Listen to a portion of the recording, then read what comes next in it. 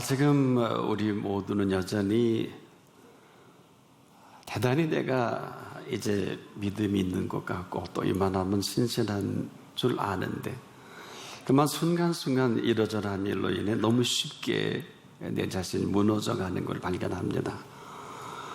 이렇게 나약할 수가 없고 이렇게 또 연약하기 이를 데 없는 내 모습이기도 합니다. 그러면서 여전히 하나님의 긍휼은 우리를 떠나지 않고 있습니다. 한순간도 아마 이 긍휼이 아니면 살 수 없는 우리가 아닐까. 정말 우리에게 필요한 게 여러분 뭘 것 같습니까? 때를 따라 돕는 은혜입니다. 이 때를 따라 돕는 은혜, 그러나 아무에게나 주어지진 않습니다. 이 때를 따라 돕는 은혜를 우리가 얻기 위해서 꼭 한 가지 잊지 말아야 할 것은 바로 그 은혜의 보좌 앞입니다. 우리가 담대히 여기에 나올 수 있어야 합니다. 지내놓고 보면 우리가 한순간도 또 때를 따라 이 돕는 은혜가 아니면 우리는 설 곳이 없는 사람들이기도 합니다. 다른 것이 아니라 바로 이 때를 따라 돕는 이 은혜가 아니면 쓰러질 수밖에 없고 넘어져 일어날 수 없습니다. 우린 사실 강하지도 또 이렇게 견고하지도 못합니다. 끝간데 없이 나약하고 부족하게 이를 데 없어요. 여러분, 이런 우리가 할 수 있는 것은 사실 많지 못합니다. 때를 따라 돕는 은혜가 우리 가운데 임하지 않으면 우리는 이만큼도 버티길 수도 없어요. 바로 은혜의 보좌 앞이어야 합니다. 응답이 있든 없든 그것은 그렇게 크게 중요하지 않은 것 같아요. 왜냐하면 우리가 은혜의 보좌 앞이 맞다면 바로 거기서 끊임없이 우리에게 은혜를 공급해 주실 것입니다. 우리는 지금 살다 보면 그렇지 못한 일이, 상상할 수 없는 일들이 끊임없이 일어납니다. 요 며칠 전이죠. 7살 난 어린아이가 다세대 주택 4층 난간에 매달려 있다가 15분 만에 아주 극적으로 구조된 일이 있습니다. 이 아이는 자기를 구조해준 소방구조대원에게 울지도 않고 와줘서 고맙다고 하면서 또 빨리 구해달라고 하면서 하는 말이 구조대 아저씨에게 힘내라고 이야기까지 합니다. 7살짜리 답습니다. 어찌 보면 우리는 이 어린아이처럼 살아계신 하나님 앞에 이런 모습이 아닐까. 때를 따라 돕는 은혜가 아니라면 이 자리에 올 수 없는 우리들이 아닐까. 또한 은혜의 보좌 앞에 아니면 설 곳조차 없는 우리가 아닐까. 그래서 우린 지금도 이 은혜의 보좌 앞에 담대히 서 있어야 합니다. 이렇게 살질 않으면 살 길이 없는 사람들이기도 해요. 여러분, 사람들이 자살을 하거나 쉽게 삶을 포기하는 이유가 뭘 것 같아요? 결코 먹을 것이 없어서 그렇게 하진 않습니다. 살 길이 보이지 않으니까 방법이 삶을 포기한다든지 아니면 생을 그냥 포기해버리는, 이것이 누구에게라도 스쳐져 나가는 일이기도 합니다. 근데 살 길이 뭘까요? 누가 뭐래도 은혜의 보좌 앞이어야 합니다. 바로 이 은혜의 보좌 앞에서 우리가 살질 못하면 삶을 산다고 할 수는 없을 것입니다. 이 은혜의 보좌 앞이 아니면 아무것도 안 해요. 바로 이 아무것도 아닌 것이 바로 우리다. 그래서 살 길이 아니면 여러분 사는 게 고역이에요. 그냥 고통이고 저주나 다름없습니다. 그래서 하는 말이 어떻게 살지? 여러분, 삶이 어떻게 살지라는 이 이야기처럼 우리가 많이 회자되고 이것처럼 심각한 게 어디 있을까요? 삶이 신나면 어떻게 살지가 아니라 잘 삽니다. 살만한 사람에게는 어떻게 살지라는 말이 없어요.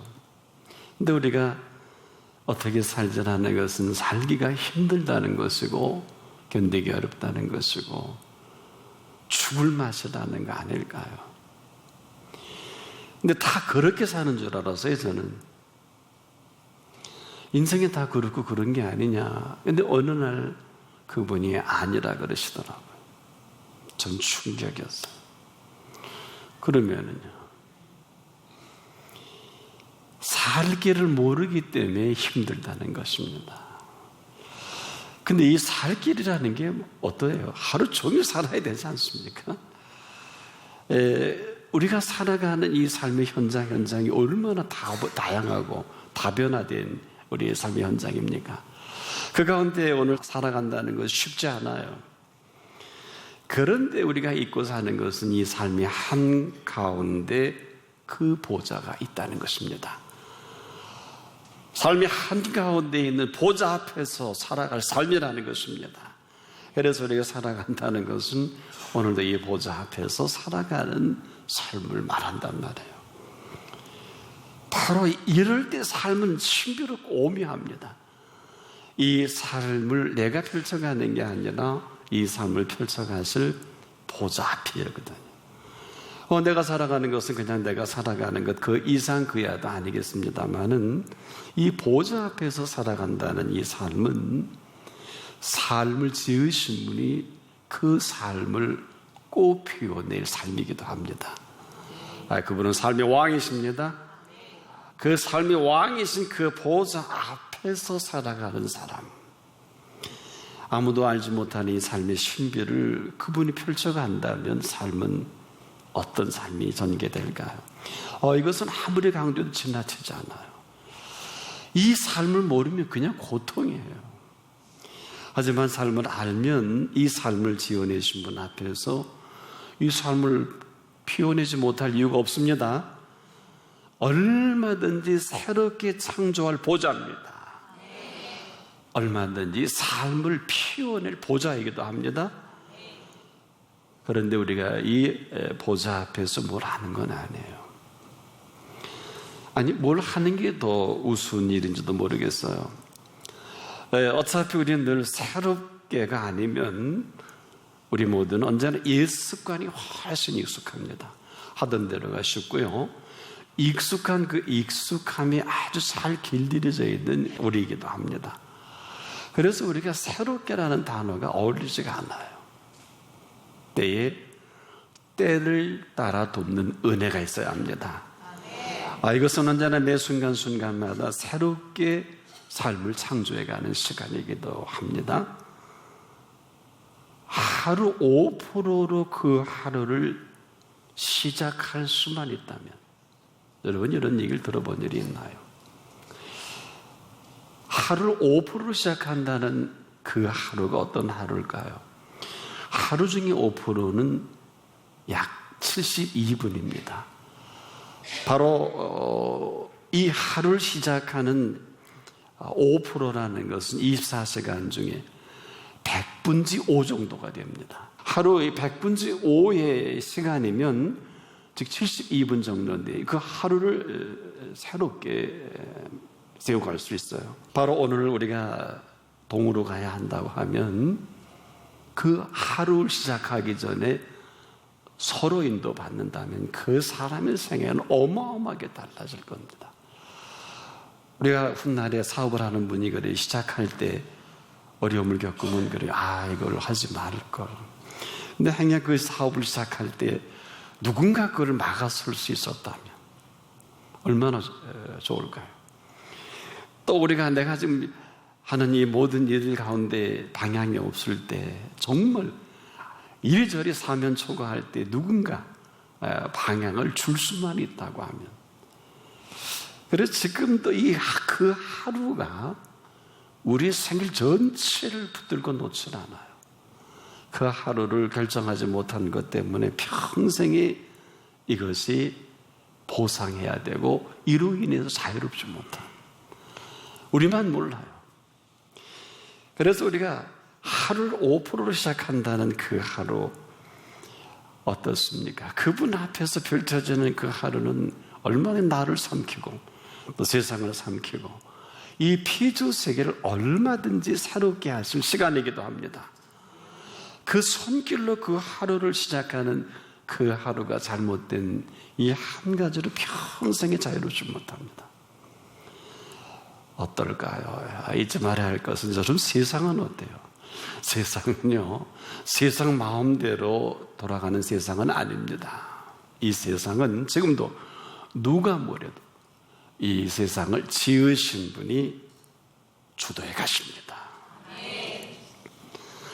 때문에 이 세상은 세상이 어렵고 힘든 건 사실이지만은 결국 그 한가운데 이 세상을 지으신 분이 주도해 가십니다. 그런데 우리가 잊지 말아야 할 것이 있어요. 저나 여러분이나 노력과 수고로 안 되는 몇 가지가 있어요. 첫째는 태어나는 거예요. 여러분이 태어나는 것 본인의 의지와 관계없어요. 또 하나는 지금의 그 부모의 자리입니다. 여러분은 부모를 선택할 여지가 있을까요? 또 우리가 대한민국에 태어나는 사람은 이민 갈 수도 있고 국적을 바꿀 수도 있겠습니다만은 내가 태어난 이 지경을 바꿀 수는 없어요. 또 생의 마지막도 저와 여러분에게 있지 못해요. 아주 대단히 중요한 것들은 사실 선택의 여지가 없다는 거예요. 이를 모르고 우리가 살아간다는 어려움과 아픔은 혹 있을는지 모르겠습니다. 그럼에도요, 오늘 저나 여러분이 숨을 쉬고 살아 움직일 수 있다고 하면 이것은 큰 은총입니다. 아직 우리가 인생을 실패했다, 저는 동의할 수 없어요.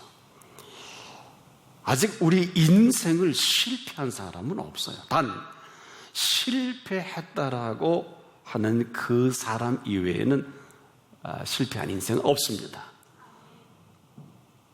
사업도 마찬가지죠. 자녀 교육도 마찬가지입니다.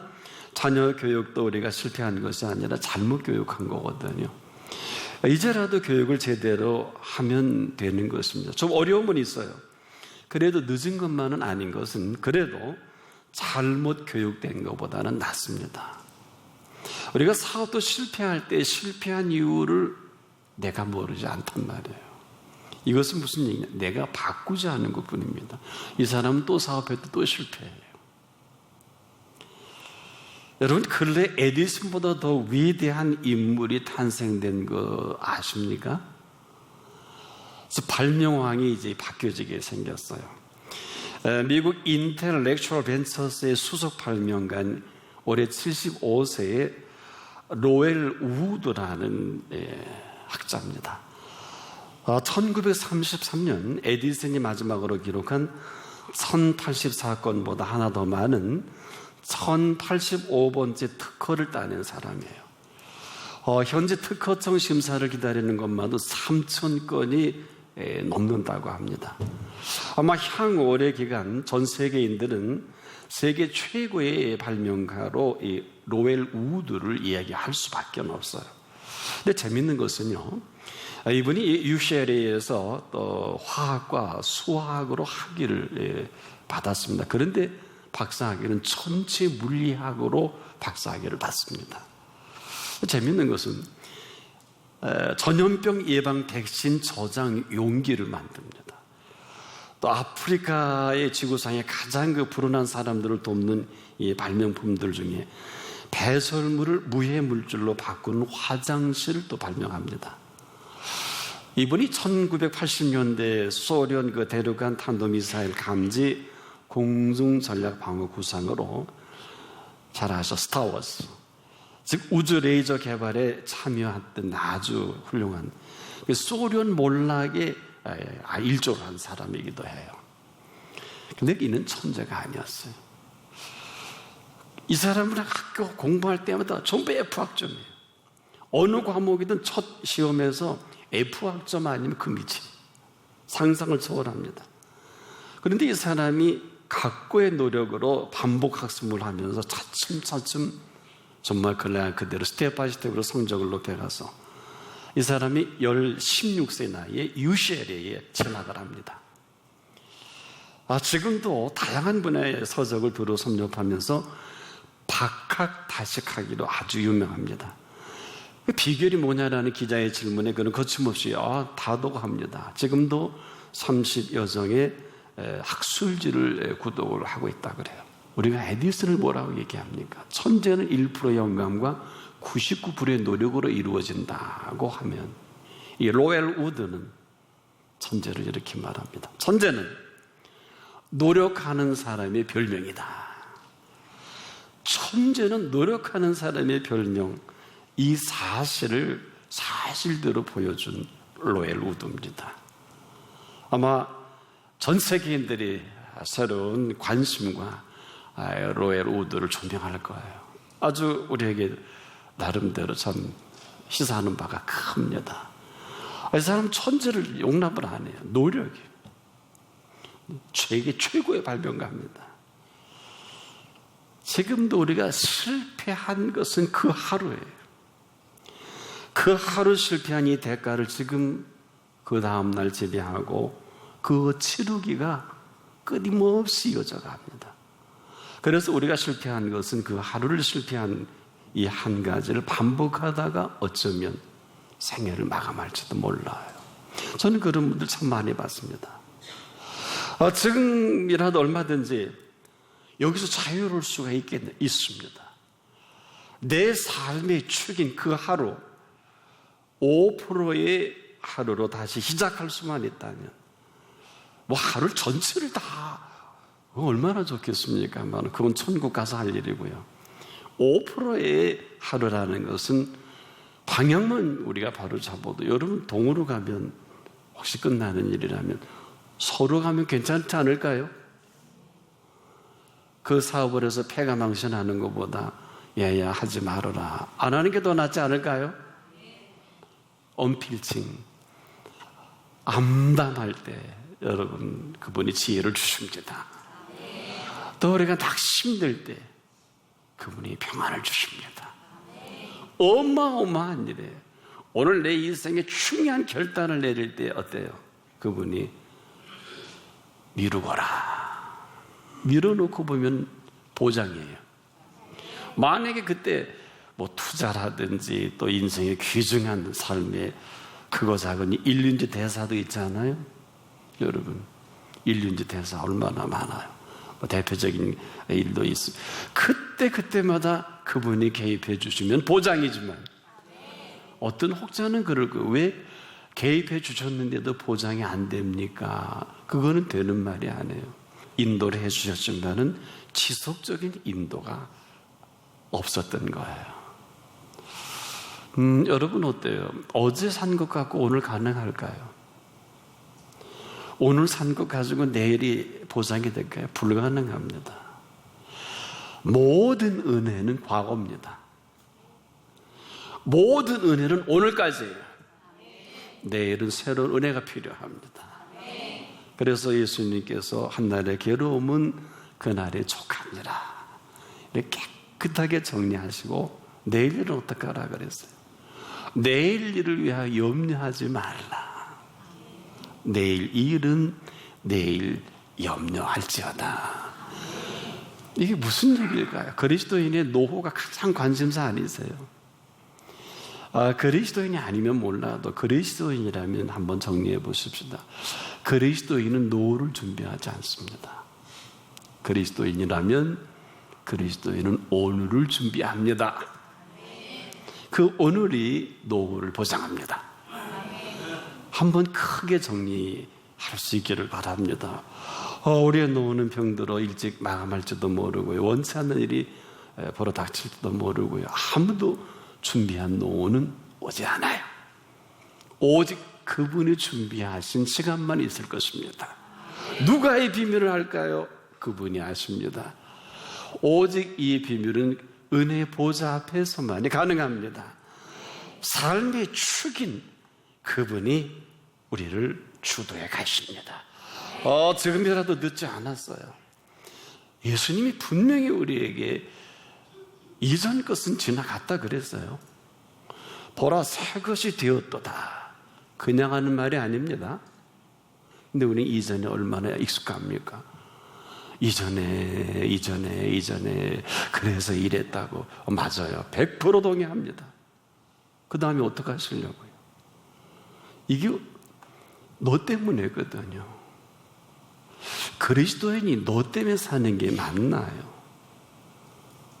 틀린 말입니다. 그리스도인은 예수 그리스도 때문에 삽니다. 대단히 중요한 사실입니다. 내일은 예수 그리스도 때문에 삽니다. 무슨 얘기일까요? 지금이라도 내 삶이 충만히 형성이 된다면 이전 것은 지나갔으니 그분이 갔다 그러면 간 거예요. 보라 새 것이 되었도다. 이 사실 앞에서 오늘을 삽니다. 이 비밀을 우리에게 허락하신 은혜를 은혜라고 합니다. 모든 은혜는 지나간 은혜라면 이 은혜는 오늘 은혜예요. 앞으로 펼쳐갈 은혜이기도 합니다.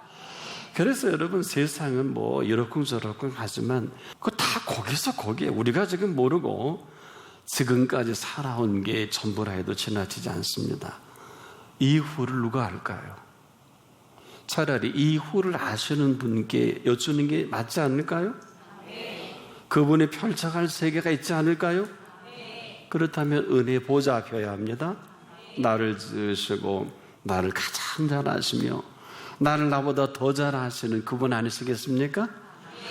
그리고 나를 나되게 하실 거예요. 내 허물과 부족과 약점을 다 아신단 말이에요. 때문에 문제투성인 것까지도 아실 거예요. 문제투성이를 문제투성이로 내버려두지 않으시고 약점을 약점으로 보지 않으시고 허물을 허물로 보지 아니하시는 허물이 있단 말이에요. 이런 거 들어봤어요? 역시 보좌는 보좌로 돼 은혜의 보좌입니다. 그냥 보좌가 아니라 은혜의 보좌라고 하신 이 말이 맞지 않겠습니까? 바로 이 이름에 걸맞게 세워가신 보좌입니다. 이 보좌의 왕께서 바로 그 이름에 걸맞게 은혜의 보좌로 만들어 가시는 결단이에요.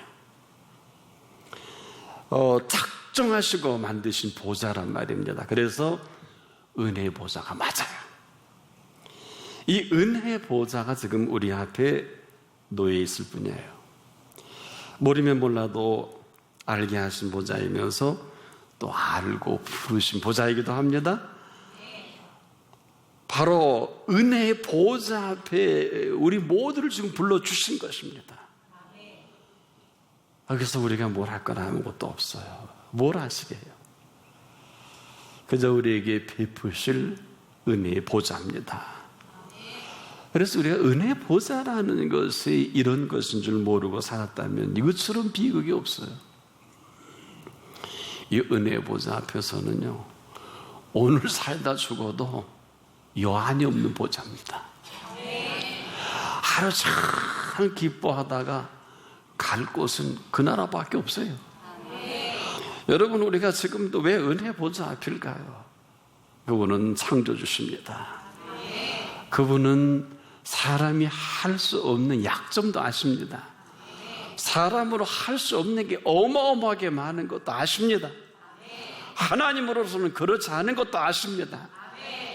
하나님으로서는 하나님이시기를 원하심을 말씀하시는 하나님이시기도 합니다. 우리가 살아가는 삶의 현장마다 하나님의 보좌 앞인 것을 잊지 마십시오. 꼭 잊지 마십시오. 만일에 잊어버리면 그냥 불평을 해요. 그 순간이 불평할 수밖에 없거든요. 그런데 만약에 불평을 하지 않고 그냥 우리가 하나님 보좌 앞에 감사만 할 수 있었다고 하면 어떤 역사가 나타날까요? 불평은 하나님을 평가하는 죄입니다.